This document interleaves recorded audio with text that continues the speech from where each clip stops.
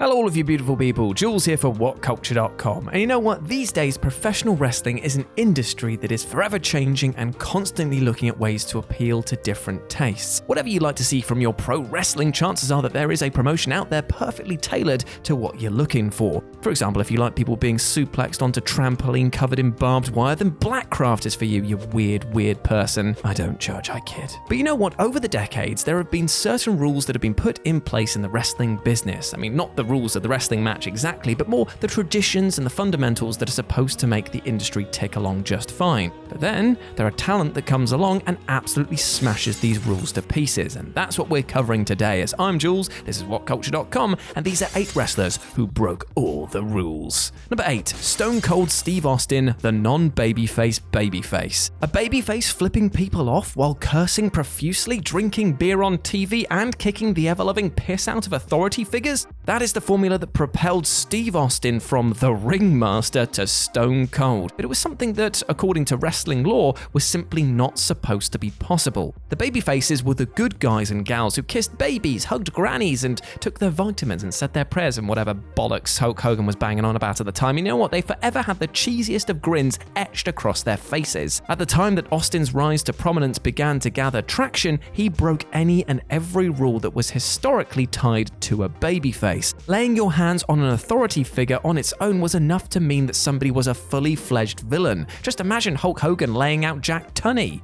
Let alone going to the extent of swearing like a sailor on international TV as you proudly paraded your middle fingers around. From purely a characteristic stance, Stone Cold Steve Austin was every bit the traditional heel. Only he wasn't, for the business was evolving away from perma-tanned, skullet-adorned heroes, with the aggressive anti-hero kicking the door down and changing what really made a babyface. Austin's act was the hottest of the hottest time in the wrestling business, yet it was an act that went against every rule in the bloody book. Number 7, Chyna, the female muscle. Chyna was an indisputable trailblazer of the professional wrestling business. She broke down so many barriers, did things that never were seen before in mainstream wrestling promotions, and most certainly smashed through plenty of established rules of the business that were once set in place. By the time of Chyna's arrival in the then WWF in 1997, a women's division was pretty non-existent within the company, with the WWF Women's Championship deactivated after Alundra Blaze had famously thrown it in the trash on the 18th of December 1995 episode of WCW Nitro. Even if that title was still in circulation in 1997, it seems doubtful that Chyna would have been in contention for it. Instead, WWF utilized her talents in a way never seen before for a female performer. Going against the established fundamentals of the industry, Chyna debuted as the ass-kicking bodyguard of the one and only Hunter Hearst Helmsley, or to his friends, Continuing to throw the rules of the business up in the air, Chyna would go on to compete in the Men's Royal Rumble match, competed on a semi-regular basis against male grapplers, won the Intercontinental Championship, and was even at one point seriously talked about as beating Stone Cold Steve Austin to become the WWF Champion in 1999. Number 6, Chris Jericho, the veteran who craves the challenge. Chris Jericho has long been one of the smartest people in the wrestling industry, with the Canadian having his finger regularly on the pulse when it comes to changing his character up and making sure that he remains fresh and engaging. Why Jericho warrants a spot in this article, though, is for how he opted to walk away from the WWE in order to return to New Japan Pro Wrestling. Jericho isn't the first big name who decided to try their hand elsewhere, but Le Champion is a rare breed who went against what had for so long been declared as the norm for a pro wrestler. And by the norm, that's the path of signing with the WWE, becoming a main event star, then either seeing your in-ring days out in the WWE or maybe heading to Impact Wrestling for a lighter schedule. For Jericho, though, well, he made the call to return to New Japan Pro Wrestling at the age of 47 purely for the chance to mix it up with the likes of Kenny Omega and Tetsuya Naito. Other top stars may have left the WWE to work elsewhere, but nobody of that status and frankly that age had walked away from the WWE to head to New Japan Pro Wrestling simply for the love of the profession.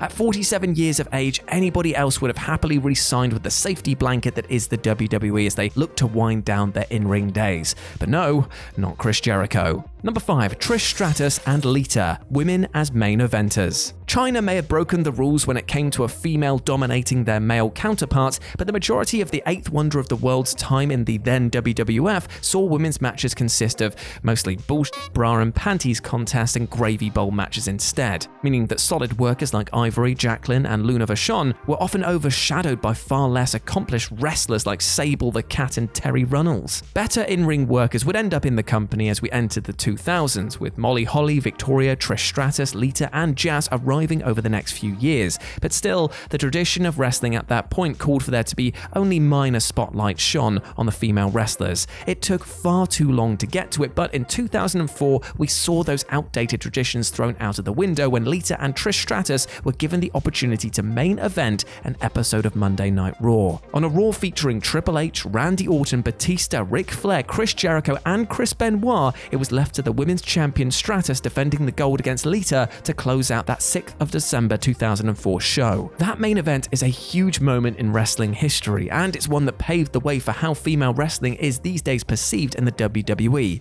It was just a huge shame that Trish versus Lita on that 2004 night only got around 7 minutes. Number 4. John Cena, 15 years a hero. Is John Cena the first top babyface that crowds began to sour on? Absolutely not. Where Cena broke the rules of professional wrestling, though, is how the WWE just powered forward with Big Match John as the uber hero regardless of the intense boos so often directed his way. Before Cena, even the biggest of stars would eventually be turned heel once the bloom was off the rose and the fan response began to wane. You can point to heavy hitters such as Hulk Hogan, Bret Hart, The Rock, and even Stone Cold Steve Austin, who became villainous when the crowd response dictated a character change. For Cena, once his early heel run as the Doctor of Thugonomics was so popular that it led to a babyface turn, the multiple-time world champion has never once embraced the hate. To have a top star remain a babyface for over 15 years is itself largely unheard of, unless your name's Bruno Sammartino. And even more unique is having the top star remain a babyface for 15 years when a large portion of every venue is raining down boos on said star. After doing this with John Cena, it looked for all the world that WWE was once again going to follow this path with Roman Reigns.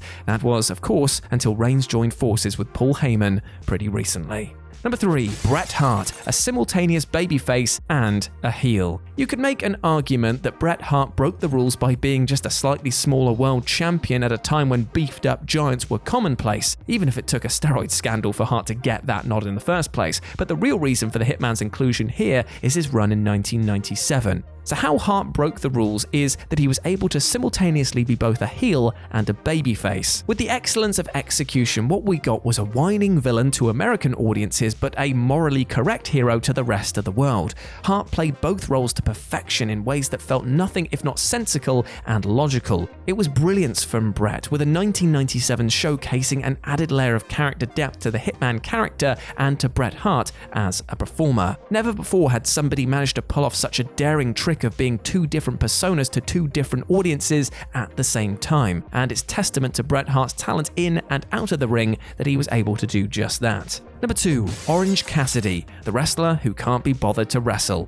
A wrestler who doesn't wrestle? That was the initial baffled thought of casual viewers upon seeing Orange Cassidy debut in All Elite Wrestling. Of course, those who were familiar with Cassidy's previous work, in particular for freshly squeezed time as Fire Ant in Chikara, knew that Orange was one hell of a worker. By the very definition of it being a competitive contest, professional wrestling is based around wanting to win a match, and to do that, you obviously need enthusiasm and at least enough gusto to be bothered to launch proper offense at an opponent. But not our boy Orange, for his whole shtick is that he usually couldn't give a solitary toss about anything should it require even a modicum of effort. Hailing from wherever, weighing in at whatever, the general presentation of Orange Cassidy is of a pro wrestler who really cannot be bothered to wrestle, as shown by the hands in his pocket, the half-assed shin kicks, and the fact that Cassidy can't even muster the effort to take his sunglasses off. Orange Cassidy goes against so many wrestling rules, yet it's in taking that approach that has helped Orange stand out from the pack. Plus, you know that he can put on a ridiculously entertaining competitive match when the time calls for it. And number 1, Terry Funk, from classic wrestling champion to deathmatch icon. Terry Funk is one of the greatest wrestling champions in the history of the National Wrestling Alliance, with the emphasis here being on wrestling. Funk's contemporaries in that regard are the likes of Harley Race, Jack Briscoe, Ric Flair, and Dusty Rhodes. With a 14-month reign under his belt as the NWA World Heavyweight Champion, the Funker was viewed as a great traditional grappler who would always be happy to brawl when called for. So it came as a huge surprise when the latter years of Funk's career saw him becoming a deathmatch wrestler and a famed hardcore icon when he was in his 50s. A traditional wrestler like Terry Funk was previously viewed as being above what many perceived as merely violent trash that had no place in the wrestling world. Would Ric Flair partook in IWA's King of the Deathmatch tournament? Would Harley Race have matched Sabu with his love of barbed wire? Could you even imagine Jack Briscoe stepping foot in a ring featuring C4 explosive boards? No, I thought not. This just wasn't the norm for one of the NWA's finest ever champions, yet Terry Funk went against all of that, going on to reinvent himself as a fully fledged hardcore wrestler in the 90s, which in a bizarre way, despite the more dangerous nature, led to Funk's career being extended. Mad, isn't it? And there we go, my friends. Those were 8 wrestlers who broke all the rules. I hope that you enjoyed that, and please let me know what you thought about it down in the comments section below. But before I go, my friends, I just want to say something. There is one rule I believe that we should never break, and that is to try and be kind to ourselves. Sometimes we can get in our own head and tell ourselves that we are the bad guy, but I promise you, you are not. You deserve love, happiness, and success like every single human being on this planet. And if you've made mistakes in the past, then please try and forgive yourself. And if you are the person that has had mistakes made to them, then please try and use compassion and forgiveness. After all, it's about building bridges rather than breaking them, right? So go out there with love in your heart instead of hate. And I hope that whatever you get up to today, that you absolutely smash it, you big ledge. As always, I've been Jules. You have been awesome. Never forget that, okay? And I'll speak to you soon. Bye.